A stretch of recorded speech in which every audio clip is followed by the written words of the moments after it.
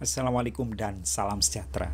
Anak-anak sekalian, berjumpa kembali di pelajaran PPKN.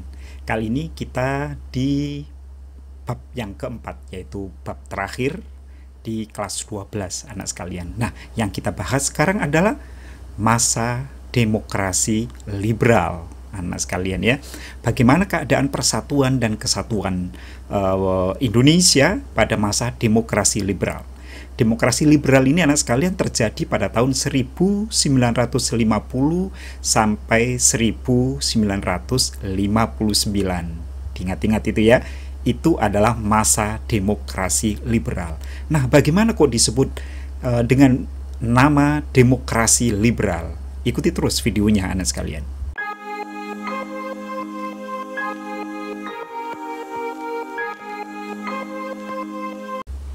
Ya. Masa demokrasi liberal.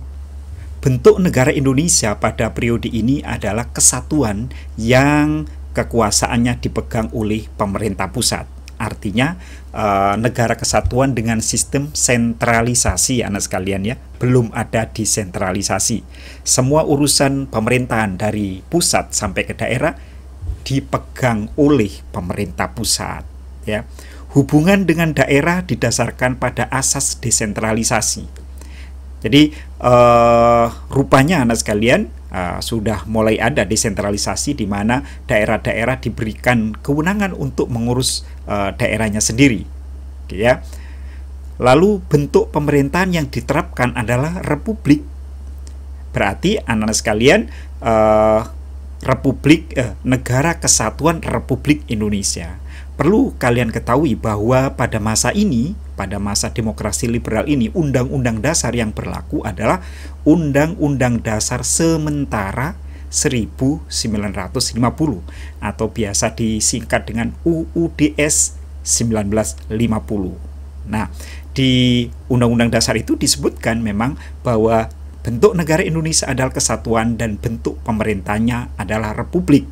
Dengan kepala negaranya adalah seorang presiden yang dibantu oleh wakil presiden, anak sekalian.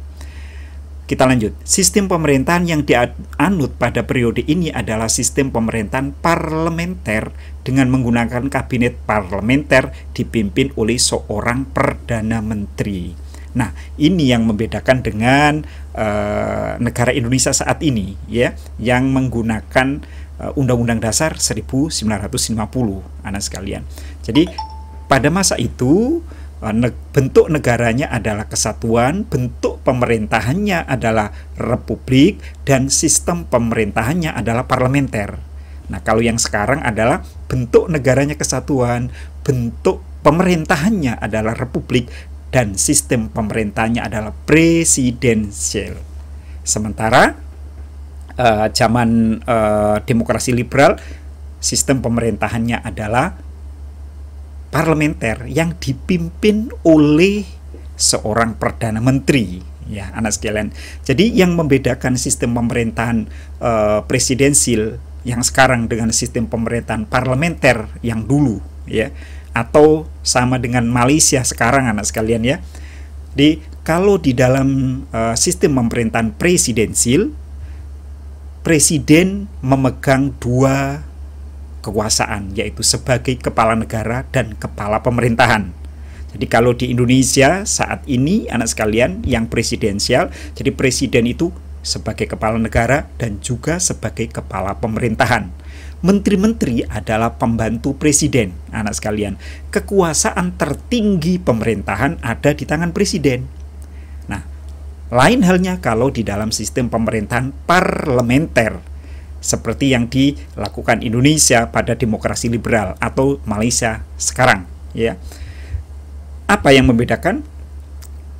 Di dalam sistem pemerintahan parlementer, anak sekalian, kekuasaan tertinggi pemerintahan ada di tangan parlemen atau wakil rakyat, atau di Indonesia namanya DPR. Pemerintahan dipegang oleh seorang perdana menteri. Perdana menteri itu dibentuk oleh parlemen, anak sekalian, bukan dipilih oleh rakyat, lain dengan presiden. presiden bisa dipilih oleh rakyat, tapi Perdana Menteri itu dibentuk oleh parlemen. Jadi kekuasaan tertinggi pemerintahan ada di dalam parlemen, lalu parlemen membentuk pemerintahan yang dipimpin oleh seorang Perdana Menteri. Perdana Menteri itu adalah bagian dari kabinet, anak sekalian. Nah, itu di negara yang dengan sistem pemerintahan parlementer.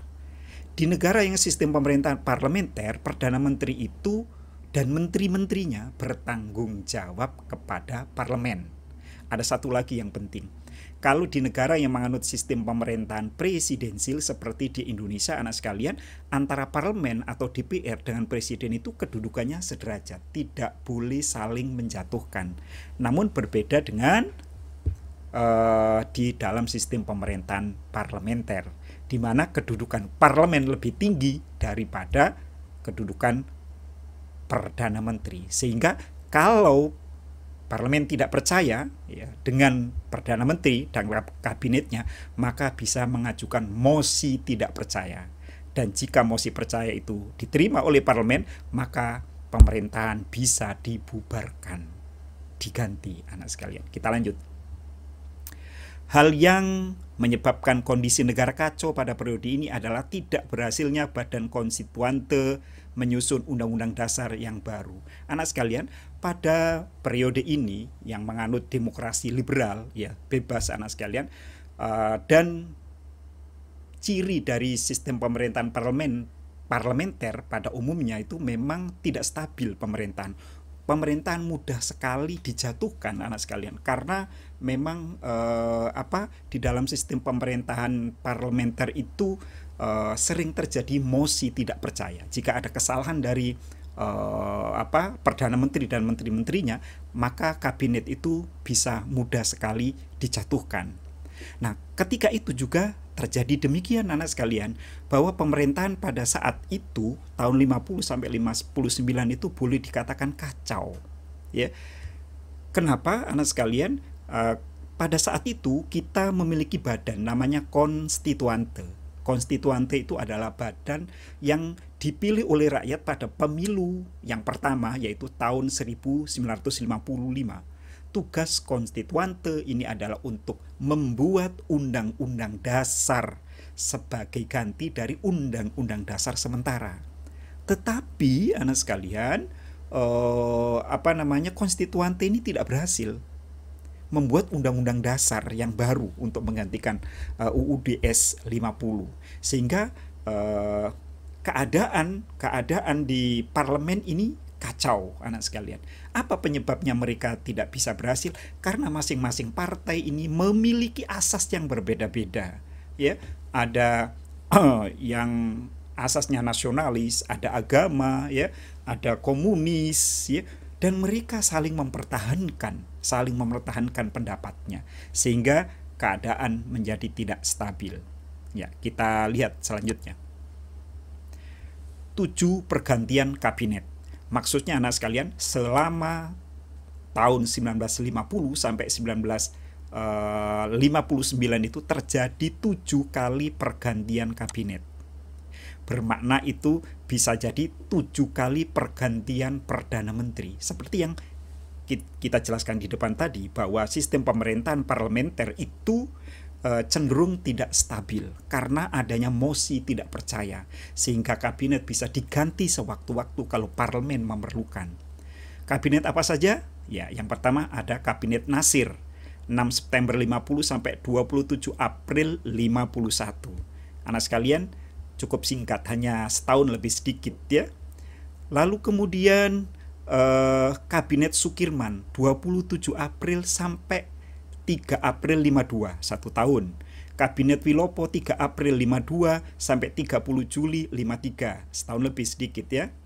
Lalu kemudian Kabinet Ali Sastro Amijoyo 30 Juli 53 sampai 12 Agustus 55, lumayan agak lama sedikit. Lalu kemudian Kabinet Burhanuddin Harahap 12 Agustus 55 sampai 24 Maret 56, tidak sampai 1 tahun. Namun pada masa ini ada sejarah penting anak sekalian, yaitu pada masa kabinet ini Indonesia untuk pertama kalinya menyelenggarakan pemilihan umum yang diikuti oleh 28 partai. Wow.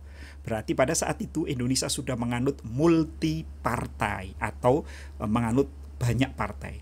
Pemilu dilaksanakan atas dasar Undang-Undang Pemilu nomor 7 tahun 1953. Pemilu 1955 dilaksanakan selama 2 tahap anak sekalian ya, yaitu pada tanggal 29 September 1955 untuk memilih anggota parlemen atau DPR yang sekarang namanya DPR, dan tanggal 15 Desember untuk memilih anggota konstituante yang Bapak jelaskan tadi. Konstituante itu adalah lembaga yang ditugaskan untuk membentuk undang-undang dasar sebagai pengganti undang-undang dasar sementara. Nah, gitu anak sekalian ya. Lalu kemudian yang F, ada Kabinet Ali Sastro Amijoyo 2. Nah, ada 2 ya, berarti ini ada yang D dilengserkan diganti Kabinet Burhanuddin, lalu maju lagi ya. Tanggal 24 Maret 56 sampai April 57, 1 tahun. Lalu kemudian Kabinet Juanda ya, atau disebut Kabinet Karya yang terakhir ya, 9 April 57 sampai 10 Juli 59, kurang lebih 2 tahun anak sekalian. Ya, inilah 7 pergantian kabinet selama tahun 1950 sampai 59, kurang lebih 9 tahun. Wow, gitu ya anak sekalian ya. Yuk kita lanjutkan.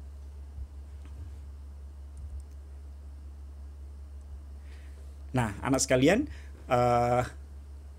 karena keadaan atau situasi pemerintahan pada saat itu yang kacau ya, kacau dan memang kacau, terutama dilatar belakangi oleh konstituante yang tidak berhasil membuat undang-undang dasar yang baru sebagai pengganti undang-undang dasar 1950 anak sekalian, maka presiden sebagai kepala negara mengambil langkah darurat ya, mengambil langkah darurat untuk menanggulangi situasi yang kacau pada saat itu anak sekalian ya, dengan mengeluarkan dekret ya, bukan dekret ya ini, yaitu Dekret Presiden 5 Juli 1959 yang isinya ada 3.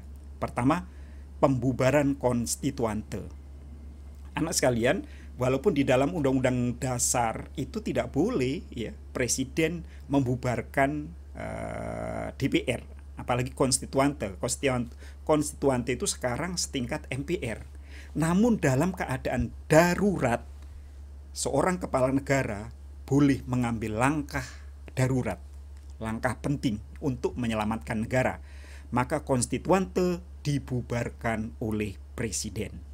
Tentu ini presiden sebagai kepala negara, bukan sebagai kepala pemerintahan. Karena kepala pemerintahannya adalah Perdana Menteri ya. Tahun 59 itu yaitu Kabinet Juanda. Yang B, memberlakukan kembali Undang-Undang Dasar 1945 dan tidak berlaku lagi Undang-Undang Dasar 1950. Nah, akhirnya anak sekalian, Presiden Soekarno sebagai founding father, pendiri negara, salah satu pendiri negara Indonesia, dan pernah ikut terlibat di dalam pembuatan Undang-Undang Dasar 1945, mengambil langkah berani yaitu kembali ke Undang-Undang Dasar 45 anak sekalian. Nah gitu ya. Jadi Undang-Undang Dasar 45 ini asli tidak diubah sama sekali dari kelahirannya tahun 45, diberlakukan kembali di tahun 1959. Maka secara otomatis UUDS 1950 tidak berlaku. Dan UUDS 50 itu memang namanya saja UUDS sementara, maka harus segera dicari gantinya gitu ya. Dan yang C, pembubaran MPR dan DPA sementara pada saat itu. Jadi presiden juga membubarkan MPR anak sekalian. Oh, harusnya ini pembubaran DPR, sorry ya, bukan MPR. DPR hasil pemilu tahun 55 tadi, dan DPA dibubarkan oleh presiden anak sekalian ya. Nah, ini adalah langkah darurat yang dilakukan oleh Presiden Soekarno ketika itu.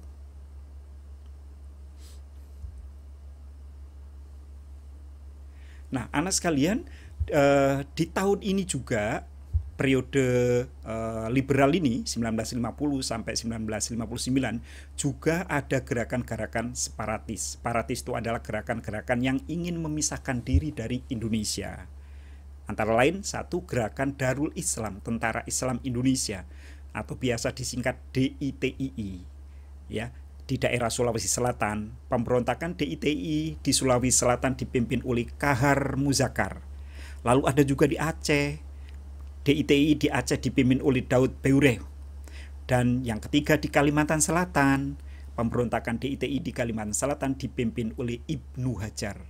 Di samping itu anak sekalian, yang B ada pemberontakan PRRI Permesta atau Pemerintah Revolusioner Republik Indonesia, Perjuangan Rakyat Semesta. Pemberontakan PRRI Permesta ini terjadi di Sulawesi yang disebabkan oleh adanya hubungan yang kurang harmonis antara pemerintah pusat dan pemerintah daerah. Hal itu dikarenakan jatah keuangan yang diberikan oleh pemerintah pusat tidak sesuai anggaran yang diusulkan. Hal tersebut menimbulkan dampak ketidakpercayaan pemerintah daerah kepada pemerintah pusat.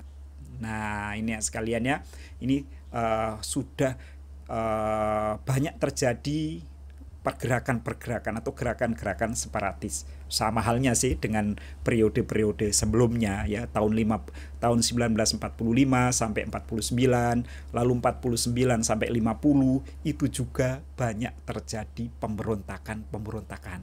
Ya, maklum negara ini masih baru, belum bisa memenuhi keinginan seluruh daerah di Indonesia yang begitu luas anak sekalian, sehingga memunculkan rasa ketidakpuasan pemerintah, orang-orang, masyarakat di daerah terhadap pemerintah pusat. Kita lanjutkan. Nah, itulah anak sekalian pembahasan kita tentang dinamika persatuan dan kesatuan pada periode 1950 sampai 1959 yang disebut dengan masa demokrasi liberal. Terima kasih atas perhatian kalian. Mudah-mudahan kalian bisa memahaminya dengan baik. Assalamualaikum dan salam sejahtera.